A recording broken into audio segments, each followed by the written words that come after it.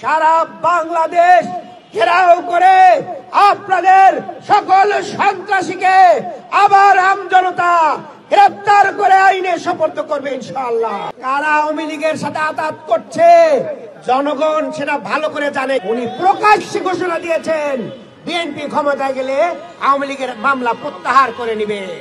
আমরা ধিক্কার জানাই যারা দেশের মানুষকে হত্যা করেছে তাদের মামলা প্রত্যাহার করার কোন সুযোগ জনগণ কাউকেই দিবে না।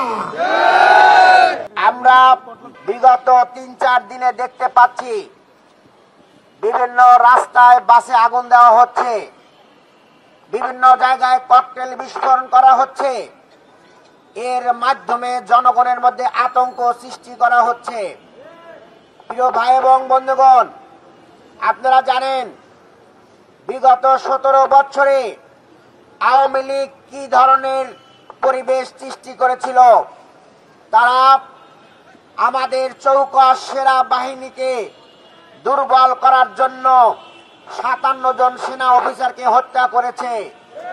তারা জামাত ইসলামের নেতৃবৃন্দকে অন্যায়ভাবে মিথ্যা নাটক সাজিয়ে বিচারিক হত্যাকাণ্ড করেছে।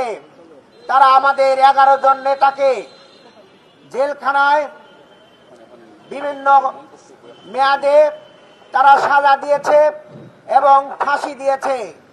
সংগ্রামী ভাইয়েরা, শাপলা চত্বরে হেফাজতের ভাইদেরকে তারা নির্মমভাবে শহীদ করে মতিঝিলের ওই শাপলা চত্বরকে রক্তে রঞ্জিত করেছে। প্রিয় ভাইয়েরা, তারা মোদির আগমন উপলক্ষে আলেম ওলামাদেরকে গুলি করে হত্যা করেছে। তারা হাজার হাজার মানুষকে আয়না ঘরে বন্দী করে রেখেছিল। তারা আমাদের প্রাণ প্রিয় জনতাকে ক্রস ফায়ার দিয়েছে। তারা গুম করেছে, খুন করেছে। একটা অরাজক পরিবেশ সৃষ্টি তারা করেছিল। প্রিয় ভাই এবং বন্ধুগণ, লক্ষ লক্ষ মানুষকে তারা জেলখানায় বন্দী করে রেখেছিল। গোটা বাংলাদেশকে তারা বৃহৎ কারাগারে পরিণত করেছিল। তারা আমাদের নেতৃবৃন্দকে রিমান্ডের নামে অকথ্য নির্যাতন চালিয়ে পঙ্গু করে দিয়েছে 17 বছরে। সংগ্রামী ভাই এবং বন্ধুগণ, এই 17 বছরের যে ক্ষোভের বহিঃপ্রকাশ সেটা আমরা জুলাই আগস্টে দেখতে পেয়েছি। জুলাই আগস্টে বাংলাদেশের আপামর জনসাধারণ, নারী পুরুষ শিশু ছাত্র জনতা মেহনতি মানুষ রাস্তায় নেমে এসেছিল। তারা বলেছিল যে আমাদের পিছনে পুলিশ, সামনে স্বাধীনতা, আমরা সেই স্বাধীনতা অর্জনের জন্য সম্মানজনক মৃত্যুবরণ করার জন্য প্রস্তুত আছি। সংগ্রামী ভাইয়েরা, আমাদের প্রায় ১৫০০-এর মতো ছাত্র জনতা জীবন দিয়েছে, চোখ দিয়েছে, হাত দিয়েছে, তারা পা দিয়েছে, পুঙ্গত্ব বরণ করেছে। তবুও ওই ফ্যাসিবাদকে কোনোভাবেই আমরা সমর্থন করি নাই। ফ্যাসিবাদকে আমরা প্রতিরোধ করে দেশ থেকে আমরা বিদায় করে দিয়েছি। সংগ্রামী ভাইয়েরা, বাংলাদেশের মানুষ অত্যন্ত শান্তিপ্রিয় মানুষ। বাংলাদেশের মানুষ গণতান্ত্রিক মানুষ। তারা আইনকে হাতে তুলে নেয়নি। যে কারণে 5ই আগস্টে ওবায়দুল কাদের যেটা আশঙ্কা করেছিল 5 লক্ষ লোককে হত্যা করা হবে, কিন্তু বাংলাদেশের মানুষ আইনকে হাতে তুলে নেয়নি। আর এইটাকে দুর্বলতা মনে করে আজকে বাসে আগুন দিচ্ছেন। এইটা এই দেশের মানুষ কিন্তু ক্ষমা করবে না। এদেশের মানুষ আপনাদের রিয়ালাইজেশন দেখতে চাচ্ছিল, আপনাদের অনুভূতি দেখতে চাচ্ছিল যে আপনারা যে অন্যায় করেছেন, মানুষকে হত্যা করেছেন, এইটা আপনারা ক্ষমা চান কিনা সেইটার জন্য তাকিয়েছিল। কিন্তু ক্ষমার পরিবর্তে আবারও আপনারা হত্যার রাজনীতি শুরু করেছেন। আমরা শেখ হাসিনার ব্যক্তিগত সহকারী ওই মতিউর রহমান রিন্টুর সেই বই আমরা পড়েছি যে তারা ক্ষমতার জন্য, নিজের স্বার্থের জন্য শেখ হাসিনা নিজের দলের কর্মীকে হত্যা করতে ক্ষান্ত হয়নি। ভাইয়েরা, আজকে তারা বাংলাদেশকে অস্থিতিশীল করার জন্য আবারও হত্যার রাজনীতি শুরু করেছে। আমরা বলবো হত্যার রাজনীতি বন্ধ করুন, না হলে সারা বাংলাদেশ ঘেরাও করে আপনাদের সকল সন্ত্রাসীকে আবার আমজনতা গ্রেপ্তার করে আইনে সোপর্দ করবে ইনশাআল্লাহ। সংগ্রামী ভাই এবং বন্ধুগণ, আমরা সরকারকে বলবো আপনার আইন শৃঙ্খলার বাহিনীকে আপনারা সতর্ক রাখুন। যেখানেই সন্ত্রাসীদেরকে পাওয়া যাবে বোমা সহ অগ্নিকাণ্ড ঘটনার পূর্বেই তাদেরকে গ্রেপ্তার করুন এবং তাদেরকে রিমান্ডে নিয়ে আসল উৎসগুলো খুঁজে বের করার জন্য চেষ্টা করুন। না হলে জনগণ আপনারা অপেক্ষায় বসে থাকবে না। 5ই আগস্টে যেভাবে প্রতিরোধ করেছিল আগামী দিনেও সেই ধরনের প্রতিরোধ সৃষ্টি করবে ইনশাআল্লাহ।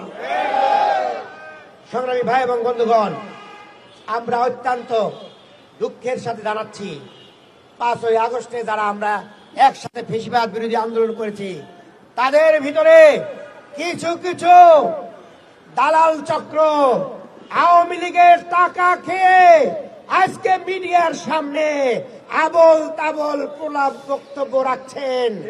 আমরা এই সকল প্রলাপের তীব্র নিন্দা এবং প্রতিবাদ জানাচ্ছি। আমরা দেখেছি যারা ওই আন্দোলনের সময় তাদের পার্টি অফিসের কলাপসিবল গেটের মধ্যে বসে থেকে হুঙ্কার ছেড়েছেন, ওই দালাল রাজকে হুঙ্কার দিচ্ছে যে আমরা নাকি আওয়ামী লীগের সাথে একসাথে যুগপৎ আন্দোলন করছি। সংগ্রামী ভাইয়েরা, কারা আওয়ামী লীগের সাথে আঘাত করছে জনগণ সেটা ভালো করে জানে। কি বলেন আপনারা? ঠাকুরগাঁয়ে কে বক্তব্য দিয়েছে আমরা ক্ষমতায় গেলে? কে, কারা বলছে বলেন তো? আপনাদের মহাসচিব, যার বয়স হয়ে গেছে। আসলে বয়স হলে মানুষের হিতাহিত জ্ঞান ফুরাইয়া যায়। উনি প্রকাশ্যে ঘোষণা দিয়েছেন বিএনপি ক্ষমতায় গেলে আওয়ামী লীগের মামলা প্রত্যাহার করে নিবে।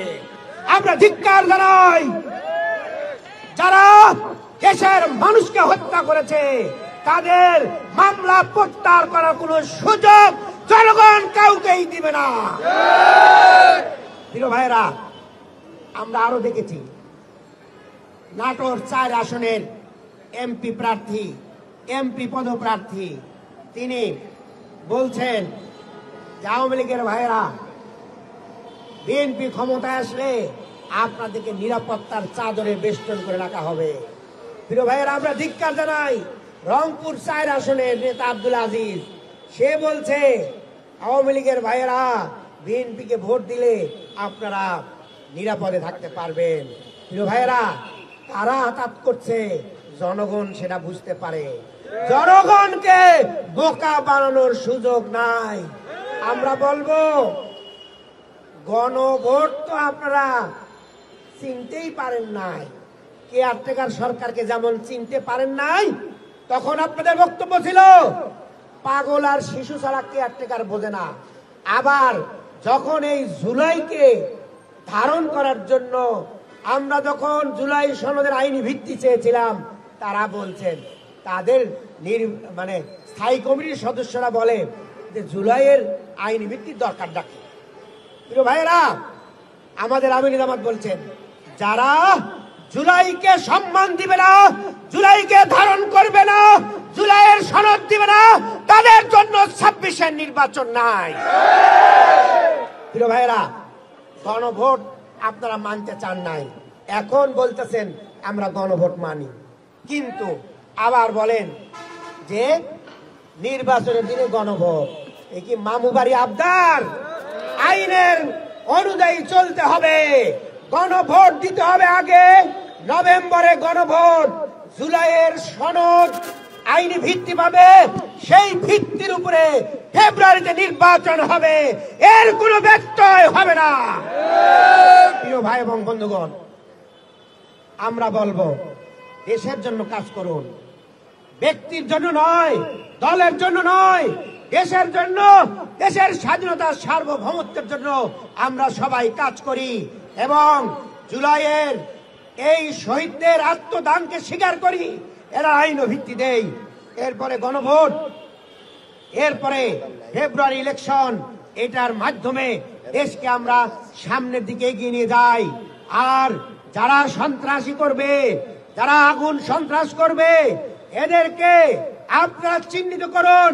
যেখানে আগুন সন্ত্রাস সেখানে প্রতিরোধ সৃষ্টি করুন, ঘরে ঘরে দুর্গ করুন, পাড়ায় মহল্লায় দুর্গ করুন।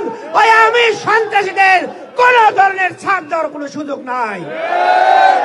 সংগ্রামী ভাই এবং বন্ধুগণ, রাজপথ থেকে পাড়ায় মহল্লায় দুর্গ গঠন করে ওই আওয়ামী ফ্যাসিবাদকে উৎখাত করে আমরা নব্য ফ্যাসিবাদকে চ্যালেঞ্জ করে বাংলাদেশের স্বাধীনতা সার্বভৌমত্বের জন্য ভূমিকা রাখার উদাত্ত আহ্বান জানিয়ে সবাইকে ধন্যবাদ জানিয়ে আমার বক্তব্য এখানে শেষ করছি। আল্লাহ হাফেজ।